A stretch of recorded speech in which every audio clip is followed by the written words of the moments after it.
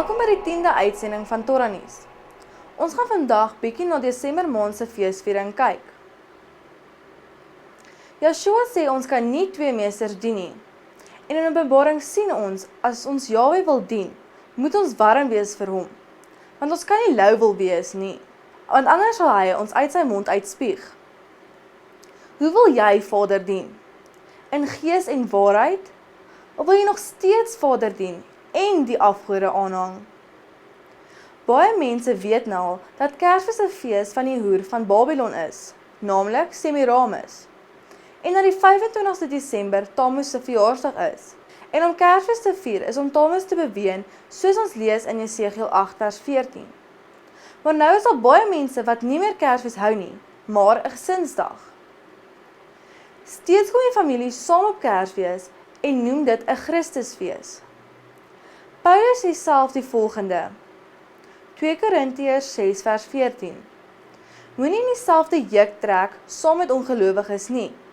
Want watter deelgenootskap het die geregtigheid met die ongeregtigheid? En watter gemeenskap het die lig met die duisternis? Hoe sal Yeshua, wat die lig is, enige deelgenootskap hê met die duisternis? Hy was nie gebore op die 25ste Desember nie. So hoekom hom vereer op die dag van die duisternis? Dit wil sê om saam die afgode vereer. Ons kan nie 'n slang salf dat dit nou in 'n skaap verander nie. Nou sal mense sê, nee, dit is 'n gesinsdag. Die familie kom bymekaar en ons kuier net saam. Geen geskenke word uitgedeel en geen Kerswense word vir mekaar toegewens nie. Maar is baie snaaks dat daar 364 ander dae in 'n jaar is, maar 'n gesinsdag moet tydens die tydperk gehou word. Dit gaan maar net oor ons menslike gewoontes. Jahwe het die volk 40 jaar in die woestyn laat trek om Egipte uit hulle uit te kry. Maar ons mense kan nie 'n ander dag kies om hulle gesinsdag te hou nie. Dit was altyd 'n gewoonte om die gesin bymekaar te bring tydens Kersfees. Hoe kan ons nou niks wil doen op hierdie dag nie? So het families ook bymekaar gekom vir Kersfees. Die fees van Saturnalia, Joel ensovoorts. Of dink jy hulle het alleen die heidense feeste gehou? 'n Gesinsdag was altyd deel van die feesdae. Dis om 'n gesinsdag op die 25ste Desember tot 1 Januarie te hou, is nie iets vreemds nie, want die heidense feeste van Saturnalia het ook oor hierdie tydperk verloop. Baie van ons is ook nie bewus waaroor Nuwejaarsvieringe gaan nie. Die Katolieke het tye verander en so ook Vader se nuwe maande en kalender. Soos Daniël geprofeteer het in Daniël 7 vers 25. Dis het die Julian kalender ingekom en nuwe jaar is nou in Januarie en is afgelei van die afgod Janus. Nuwejaars se feesviering was al 2000 plus jare voor Messia gevier, tydens die fees van Saturnalia. Die feesviering het hulle ontstaan gehad in Babylon en het oorgeloop na die Grieke en later die Romeine. Die feesvieringe het gepaard gegaan met dronkenskap en losbandigheid, en dit het uitgeloop in menslike offerande. In vandag se dae word mense dronk, ry op paaie en baie mense sterf, of mense beklei en sterf. Steeds is daar menslike offers vandag met die feestydde, en die TV en radio gee ons die statistieke na al die feeste van hoeveel mense op die paaie gesterf het. Nuwejaarsfeesviering word opgedra aan die afgod Janus.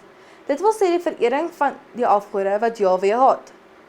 En dis wat nuwe bekeringe van afstand moes doen in Handelinge 15 vers 29. Maar steeds ondersoek ons nie die wêreldse feeste nie. En dis hoe Janus lyk. Janus het 2 koppe. Die afgod kan glo in die toekoms en verlede sien. In die Romeinse mitologie word Janus beskou as the god of gates, doors, doorways, beginnings and endings. Hy was baie hoog beskou en daarom was hy eerste geplaas op die kalender. So kry ons ook die Nuwejaarsbaba. Die Nuwejaarsbaba verwys na die Griekse afgod Dionysus, die god van wyn. Dionysus word verpersoonlik deur 'n baba in 'n mandjie te sit, om die jaarlikse wedergeboorte van Dionysus as die gees van vrugbaarheid te vereer. Die vroeë Egiptenare het ook die baba as simbool van wedergeboorte gebruik. Die dag wanneer mense die meeste alkohol koop en gebruik, is vir Nuwejaarsdag. En nou glimlag die god van wyn, deur hierdie groot drankoffer wat ons uitgiet vir hom op daardie dag. Gaan ondersoek asseblief Nuwejaarsdag. Julle sal sien, dis besmet met afgoderry. Tot Watertime verwys na die Griekse afgod Kronos. En dis waar die woord kronograaf sy oorsprong vanaf kry. En so ook die spesifieke stophorlosie. Alles te doen met tyd soos Vadertime. En dis ook dat die tyd afgetel word tot nuwe jaar. Vader se nuwe jaar is gewoonlik Maart of April, wanneer die barley ryp is.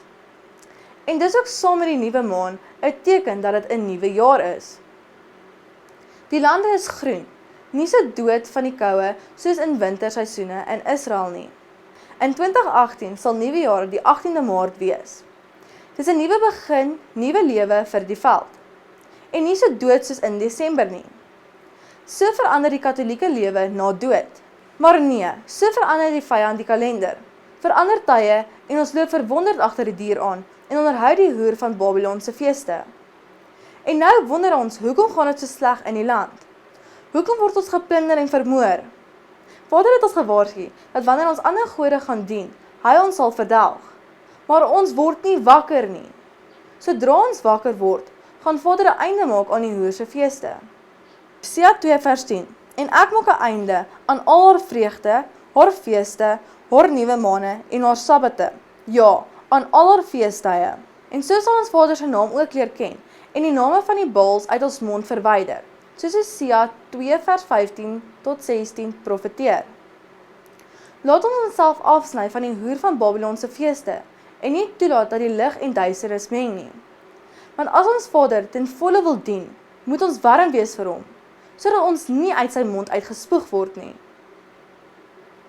Laat die wat kan hoor, hoor, en die wat kan sien, sal sien, en al terugkeer na Jahwe en sy bevele gehoorsaam. Halleluja! Vir meer inligting, besoek Postbox Ministries op Facebook, YouTube of SoundCloud. Geseënde dag!